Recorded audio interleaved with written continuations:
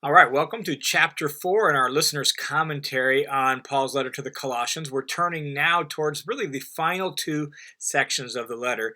And the first one, Colossians 4 2 through 6, is just a short little section of final instructions that really revolve around two things: instructions about prayer, and then instructions about the Christian's relationship with unbelievers, the outside world. And so Paul writes these words. He says, "Devote yourselves to prayer, keeping alert in it with an attitude of thanksgiving." So this sets the topic for the first little section of instructions here. Verses 2 through 4 revolve around this instruction about prayer. Notice it begins with this call to action: devote yourselves to prayer.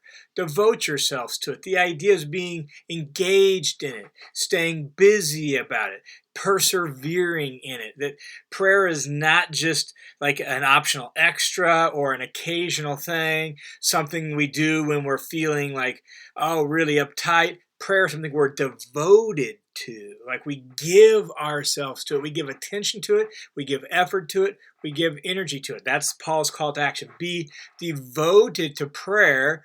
And then he says, keeping alert in it with an attitude of thanksgiving. That idea of keeping alert in it is just, like being focused, being engaged, not just being half-hearted, laissez-faire, not having, right, like, barely any mental effort at it, or barely any mental focus at it. That we're alert in it. This is something where it's like, no, we're going to be vigilant about praying. That's the idea here. Be vigilant about praying, keeping alert in it with thanksgiving. And so that thanksgiving should be really a key component of our praying. And so this call to prayer invites them into really a life of prayer. And prayer, the word translated prayer, is this really just generic word for communication with God that shows itself up in request, shows itself up in praise, shows itself up in seeking. Thanksgiving is a form of that prayer, and so he calls us to pray with thanksgiving.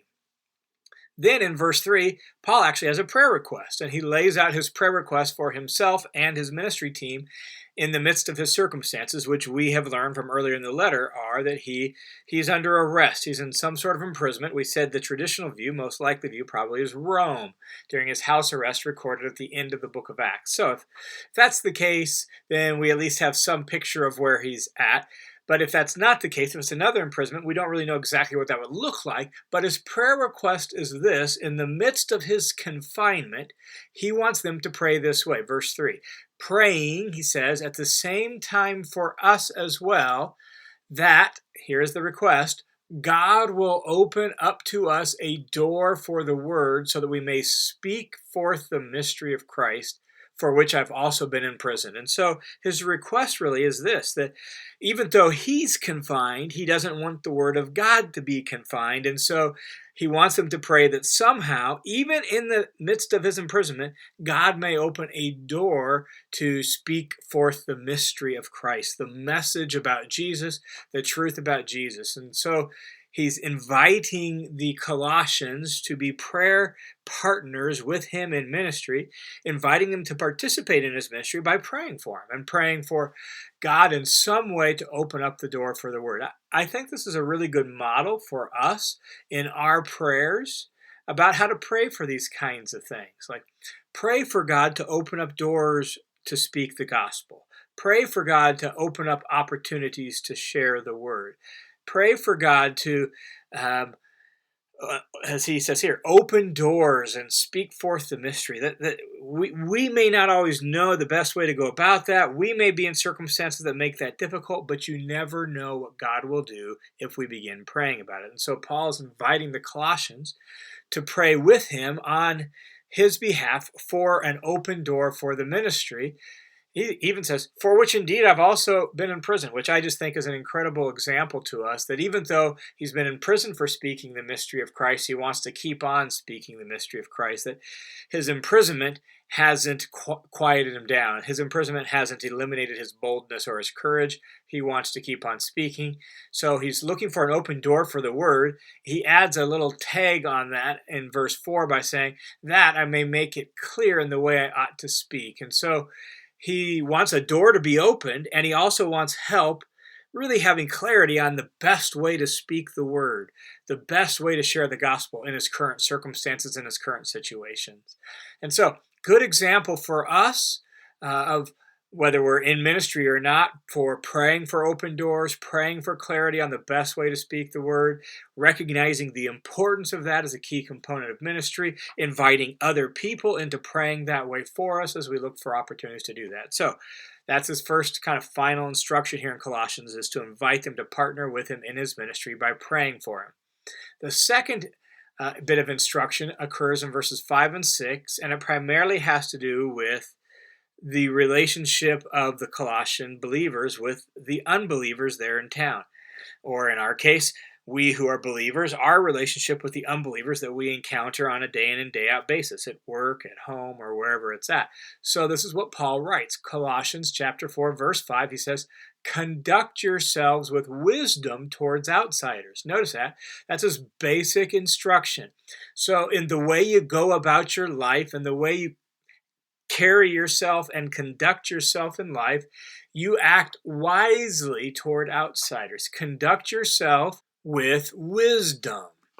And he follows that up by saying, making the most of the opportunity. And so what he seems to be saying is, in all your dealings with outsiders, that you should act wisely so that whatever opportunities come your way, you can actually portray Jesus in a good light. Like, people's perception of Jesus comes through you and me who are followers of Jesus. And if they don't know Jesus, they only know maybe spin about Christians or the church, they're going to get their perception, their impression of God, Jesus, the gospel from you. So you need wisdom to make sure that you're living the way you ought and you're making the most of every opportunity. That phrase, making the most of the opportunity, literally is redeeming the time. It's actually the exact same phrase Paul uses in Ephesians 5:16, although there it's in a different sort of context than here. Here it has to do with our relationship with unbelievers, and he wants us to redeem the time. Well, the idea of redeeming is to pay a price to set something free, to buy up or to buy back. And so what he's basically saying is, set the time free for God's good purposes in your life, so that in your interactions with and your relationships with unbelievers, your time usage there is going to honor Jesus and glorify him and point people towards him. So buy up the time, buy back the time, and liberate the time for Jesus' good purposes in and through you in relationship to unbelievers. Then he adds in verse 6, let your speech always be with grace. That one of the primary ways our interaction with unbelievers is going to manifest itself is in the things we talk about and the way we talk about things. And so Paul is saying, let your speech be gracious, always seasoned with salt. That is, let it be helpful. Let it be beneficial. Let it be kind-hearted. Let it be seeking their good and their well-being. That's the idea of grace, that you always want to help. You have their best interest at heart. And so let your speech be with grace. And so just evaluate yourself on the job, in relationship with non-Christian family members, in relationship with your neighbors. Does your speech display grace? Does it point people in the direction of God's grace? Is it seasoned with salt? Just that imagery of making it flavorful, right? Like making it tasty. Is your speech just good, helpful, tasty, salty?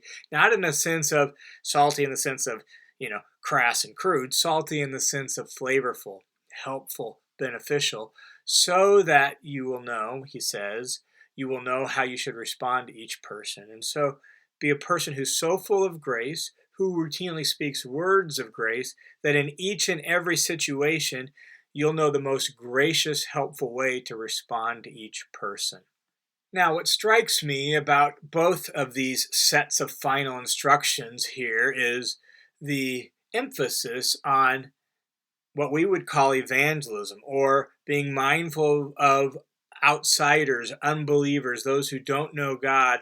So notice Paul is really at the heart of his prayer request is that he would be able to speak the gospel in a good and helpful way, even in his imprisonment. And then his instruction is in our behavior and our speech, we would be helpful to unbelievers so that they would have a good impression of Jesus and a good impression of God. And so may we be mindful of the opportunity we have to share Jesus, both in word and in deed. May we be mindful of the way our behavior, our attitude, our talking, both in what we say and how we say it, may we be mindful of how that can be something that either pushes someone away from Jesus or draws them to Jesus. And so, as you go about your life, be aware of the impact you're having on those who don't know Jesus or who once knew Jesus but walked away from Jesus. Does your life do what Jesus' life did? Does it draw people to himself? It's fascinating when you look at the life of Jesus, and how many people were just drawn to him. People who were like not even necessarily like religious, spiritual, godly. We're drawn to him. The way Andy Stanley says it is, people who were nothing like Jesus liked Jesus. Catch that? People who were nothing like Jesus liked Jesus. They were drawn to him, and he was gracious, and he was kind, he was attractive, he was winsome. They wanted to be around him. They experienced in him a kind of a grace and kindness that they hadn't experienced from the religious people of their day. And so may we be that kind of people, so that in the things we do and in the things we say, people who aren't so sure about God, aren't so sure about the Bible, aren't so sure about Jesus, but they're sure about us, and they know we love them, and they know we care for them. If we could do that, we would be embodying Paul's good words and wise words here to us. Hey, it's John. One of the things that excites me about the listener's commentary is the possibility of helping people grow in their understanding of Jesus and the Bible through this digital means. People all over the world. In fact, I've got a connection with, for example, 30 churches in the Philippines, rural churches where the pastors don't have a whole lot of biblical education. And for them to have this resource in their hands so that they can grow in their understanding and then preach that to their congregation, what a blessing. And this is made possible by the generosity of our faithful supporters. So thanks to each and every one of you who support. And if you want to join the project and support that way, you can do so at thelistenariescommentary.com. Thanks a ton. God bless.